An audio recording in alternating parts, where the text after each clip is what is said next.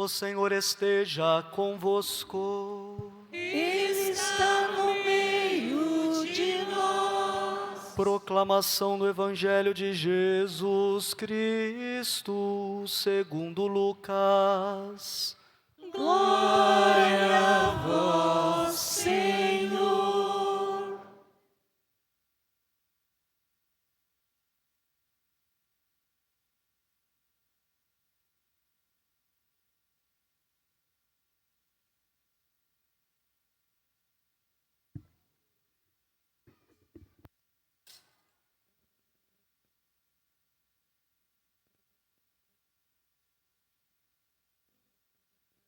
Naquele tempo, o povo estava na expectativa e todos se perguntavam no seu íntimo se João não seria o Messias.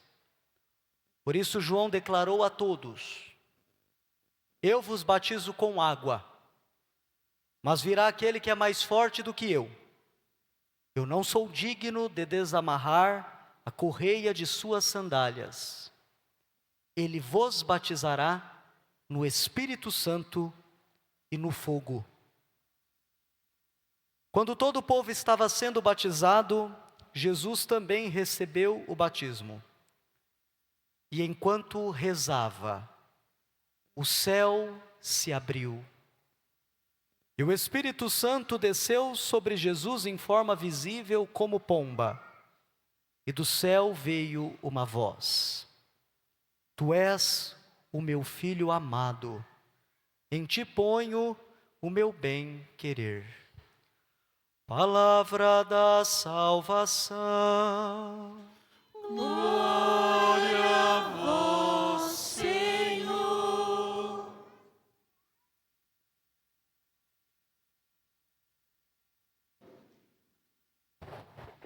Queridos irmãos e irmãs, hoje nós encerramos, portanto, o ciclo do Natal. Nós estávamos ainda celebramos o Natal, e depois ficamos por um tempo ainda refletindo sobre este acontecimento, meditando. Vieram algumas festas que nos fazem ainda aprofundar a mensagem teológica, a catequese desse período. Nós celebramos Epifania, celebramos Sagrada Família, celebramos Santa Mãe de Deus, e hoje com esta festa do batismo do Senhor, nós encerramos o ciclo do Natal, e amanhã nós já começamos o chamado tempo comum na igreja, que é onde nós vamos ver a vida pública de Jesus, o seu ministério, a sua atuação entre as pessoas, o chamado dos discípulos, como um grande convite à igreja de entrar na dinâmica de Jesus, de entrar na escola de Jesus,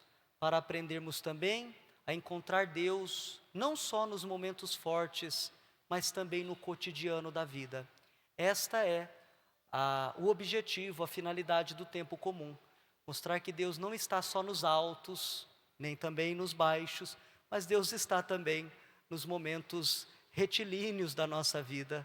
Deus também está ali nos acompanhando no nosso dia a dia. Nós escutamos no Evangelho narrado por São Lucas, esta imagem que a liturgia nos traz. Jesus no Rio Jordão, recebendo o batismo de João Batista, que é menor do que ele. Isso não sou eu que estou dizendo, o próprio João Batista disse isso. Eu não sou digno de desamarrar as sandálias, a correia das sandálias dele. Eu faço uma pergunta a vocês. Jesus tinha necessidade de ser batizado? Se ele é o autor do batismo, do novo significado do batismo, do novo batismo, poderíamos assim dizer, não só como símbolo, mas como realidade, porque o batismo como sacramento realiza aquilo que significa, não é só algo que aponta para uma outra realidade, mas ele carrega em si uma própria força. Jesus, basta pensarmos no que acontece conosco quando somos batizados. O que acontece conosco quando somos batizados? Somos livres do pecado original. Jesus tinha pecado? Não. Somos introduzidos no corpo místico de Cristo.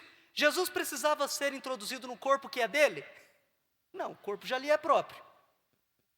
Recebemos uma graça santificante, a graça do Espírito, para podermos operar boas obras. Jesus já era pleno do Espírito desde toda a eternidade, porque Ele é um só Deus com o Espírito. Então, pelas propriedades do batismo, nós podemos responder a pergunta: Jesus precisava ser batizado? Não. E por que foi batizado? Porque Jesus assume ali a sua condição messiânica. Pensar em Jesus naquela fila entre os pecadores mostra que Jesus se deixou contar entre os pecadores para ser o Redentor, o Salvador do pecado. O Papa Bento XVI fala um pouquinho melhor sobre isso, e eu trago aqui a citação do Papa Bento XVI, onde ele explica esta atitude de Jesus com muita beleza. Ele diz assim: Jesus se manifesta com uma extraordinária humildade, que recorda a simplicidade e a pobreza do menino colocado na manjedoura. Antecipa os sofrimentos com os quais no final dos seus dias terrenos chegará a lavar os pés dos discípulos e sofrerá a humilhação terrível da cruz. Ou seja, é uma grande atitude de humildade, que antecipa os gestos últimos de Jesus. Esse Jesus se fez de fato um servidor da humanidade para redimi-la, para retirar-nos do sequestro do pecado. Portanto, por esta atitude de Jesus, nós percebemos que se cumpre aquilo que havia sido previsto por Isaías. Ele é de fato o servo, aquele que se faz servo, o servo do Senhor, que Isaías falou tantos anos antes da encarnação. Ele é o servo do Senhor, aquele que vem para cumprir a justiça. Não era essa a tarefa do servo do Senhor? Cumprir a justiça, resgatar a justiça. O que é a justiça na perspectiva bíblica? É a vontade de Deus, o pleno cumprimento da vontade de Deus. Com o pecado nós nos desviamos, nos transviamos do caminho do Senhor, nos desgarramos do seu rebanho. Cumprindo a justiça, ou seja, Ele nos reconduz para Deus. E, de fato, cheio da força e da unção do Espírito, Ele vem cumprir toda aquela missão que é descrita na primeira leitura. Nós percebemos o Espírito, há um grande retrato da Trindade. Está Jesus, o Espírito Santo que desce em forma de pomba, e os padres da igreja explicam, ele desce em formato de pomba para que ficasse visível a todos que ali estavam. E o próprio Pai que se manifesta através da sua voz. A Trindade se revela. A Trindade se manifesta à humanidade. E Jesus, portanto, cheio da força do Espírito, mostrando de fato que Ele é um ungido. Ele é o Messias, porque a palavra Messias, significa ungido. Ou seja, Ele é aquele que é cheio do Espírito, do óleo da unção do Espírito, consagrado pelo óleo da alegria, como vamos escutar no prefácio da missa de hoje. Para quê? Qual é a missão? O que Jesus Cristo, ao bater a porta do nosso coração, ao sermos introduzidos no seu corpo pelo batismo, qual é a missão de Jesus na humanidade, na nossa vida? Dizia o texto: abrir os olhos. Portanto, a vida de fé deve nos dar um novo olhar. Muitas vezes, o nosso olhar não é o olhar iluminado pela presença de Jesus, é o olhar obscurecido pelo mundo. Nós não conseguimos ver a presença de Deus na nossa vida, não conseguimos ver a presença de Deus na nossa família, não conseguimos ter sequer uma atitude de gratidão muitas vezes. Quantos de nós caímos às vezes numa amargura pelo nosso modo de olhar a realidade,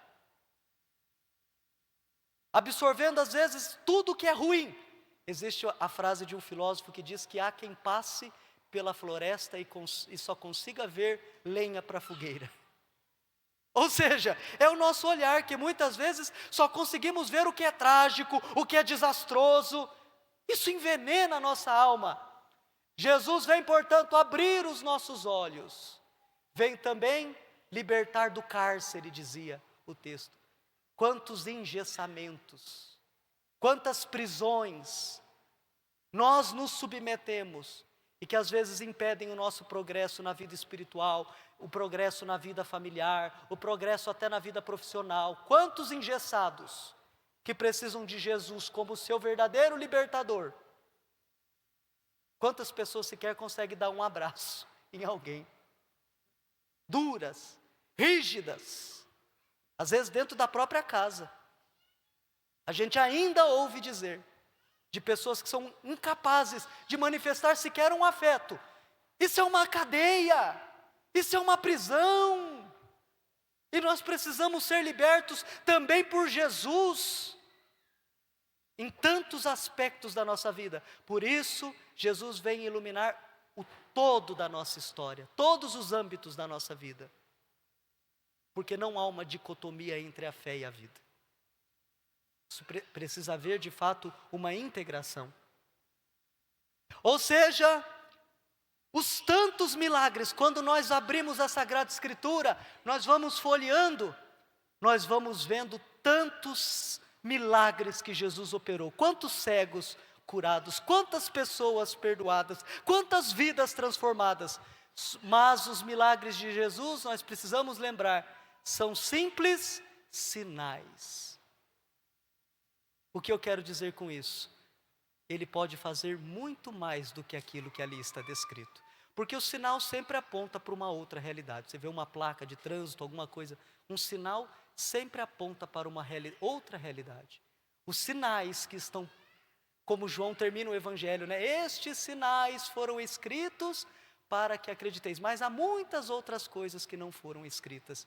A nossa própria história, quando visitada por Jesus, manifesta a atualidade da sua presença salvadora e libertadora. Ele continua fazendo o bem, como dizia a segunda leitura, libertando dos demônios, ou seja, libertando da força do mal os corações que se abrem a Jesus como seu Salvador.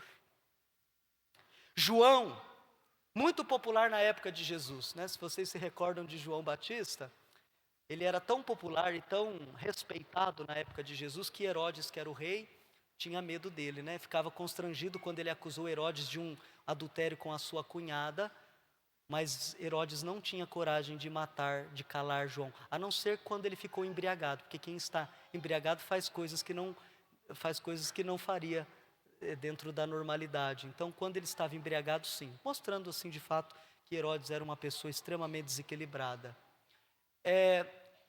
João era muito respeitado, e o próprio evangelho de hoje dizia que confundiam ele com o Messias, iam atrás de Jesus como o Salvador.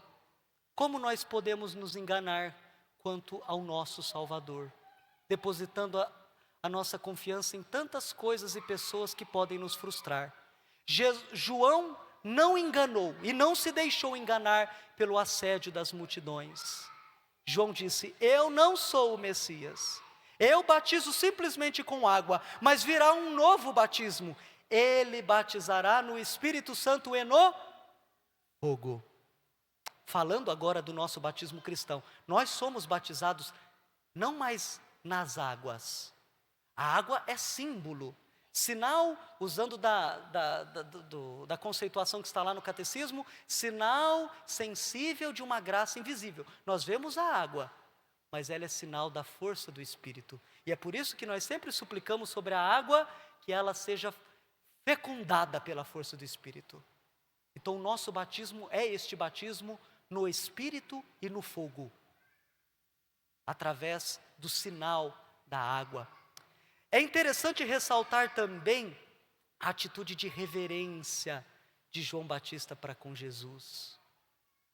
Isso nos faz pensar que nós também precisamos ter mais reverência para com Jesus, cumprindo aquilo que está também no Novo Testamento: ao nome de Jesus se dobre reverente todo joelho no céu, na terra e até nos infernos.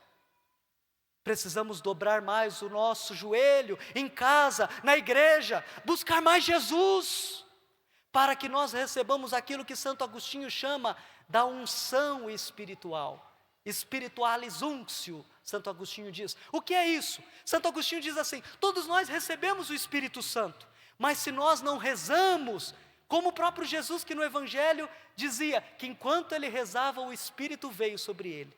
Santo Agostinho diz, se nós não rezamos no nosso cotidiano, esse Espírito fica dormente. Nós precisamos sacudir o Espírito que habita em nós, através da nossa oração, ou seja, manifestar que nós queremos, que nós precisamos do Espírito Santo. E quando nós recebemos, abrimos o nosso coração, abrimos a nossa vida pela oração para a ação do Espírito que já habita em nós, nós recebemos força, serenidade, amor, comunhão, luz, restauração, resiliência, sabedoria, piedade, ou seja, todos os dons e frutos que nos são necessários para a vida cristã. Por isso, São João Crisóstomo diz algo interessante: quando o Espírito Santo habita alguém, essa pessoa começa a produzir frutos doces e preciosos, como árvores plantadas à beira das águas vivas. E os frutos são virtudes que nos conduzem à perfeição de Cristo. Olha que imagem bonita. Quando nós deixamos a ação do Espírito, nós somos como árvores plantadas à beira das águas, ou seja, frondosos, fecundos, frutuosos. Mas pode ser que a nossa vida longe do Espírito se torne uma profunda aridez, secura, morte. Portanto, meus irmãos, o Espírito Santo, a partir do batismo de Jesus, se habitua a habitar entre nós. Então respondamos àquela pergunta: por que Jesus foi batizado? Por nós, para se manifestar como nosso Salvador, para fecundar as águas do nosso batismo. Vocês perceberam que na vigília pascal, o padre pega aquela vela grande, o círio pascal, e mergulha 3 vezes na água, é para lembrar este batismo. Jesus entra nas águas para torná-las santificadoras, para torná-las capazes de curar, capazes de redimir, capazes de restaurar. Por fim, quero dizer que a voz do Pai, que nós escutamos no Evangelho, aquela voz que o Salmo dizia que é uma voz forte, o Salmo de hoje diz que a voz do Pai é como um trovão. Outro Salmo diz que a voz de Deus contorce os carvalhos. Essa voz de Deus que é tão poderosa, continua falando conosco, cheia de ternura, e nos dizendo, como disse a Jesus, porque no Filho nós somos pelo batismo feitos filhos. E esta voz continua dizendo, tu és o meu Filho amado, no qual eu coloco o meu bem-querer.